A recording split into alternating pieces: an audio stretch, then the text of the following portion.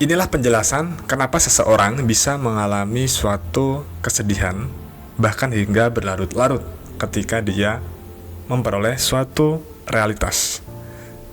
Saya akan beri sebuah ilustrasi. Ada seorang laki-laki namanya Helmi. Si Helmi ini adalah seorang mahasiswa. Pada suatu momen, dia sangat bersedih dan sangat kecewa atas apa yang menimpanya. Pada semester itu, dia hanya memperoleh IPK 2,0. Temennya bilang, "Wah, Hel, kamu kayaknya memang gak pinter deh." Dia sakit hati. Ternyata, si Helmi ini dari kecil tumbuh dan besar di lingkungan yang menganggap bahwa Helmi ini pintar. Helmi ini sangat dicintai karena dia pintar. Kenyataannya, IPK Helmi di jurusan itu hanya 2,0 di semester tersebut. Pengalaman dia yang hanya 2,50 ini disebut sebagai pengalaman organismik dalam konseling.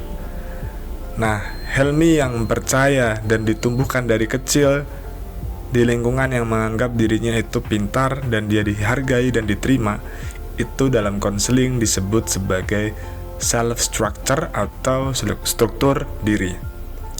Seseorang bisa mengalami cemas, takut, bahkan khawatir sampai bersedih ketika antara pengalaman organismiknya dan struktur dirinya itu berbeda atau tidak berintegrasi.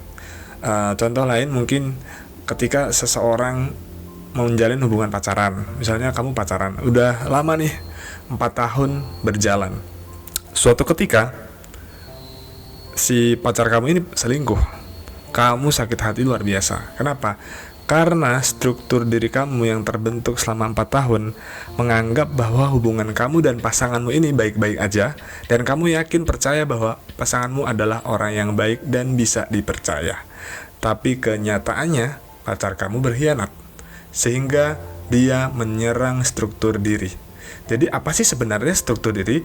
Secara mudahnya gini, struktur diri adalah pengalaman-pengalaman yang membentuk diri seseorang sehingga mempengaruhi cara dia melihat dunia dan melihat dirinya. Terus apa dong bedanya sama konsep diri?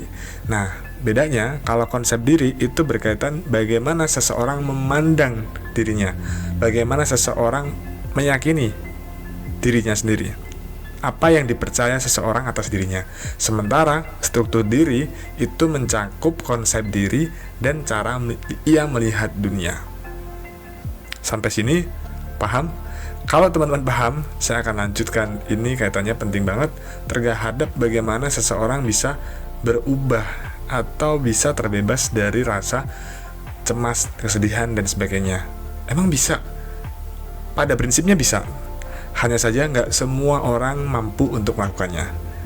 Kalau teman-teman penasaran dan ingin lanjutkan, saya akan lanjutkan di video berikutnya. Silahkan berikan like, komen, dan juga subscribe-nya. Terima kasih, sampai jumpa.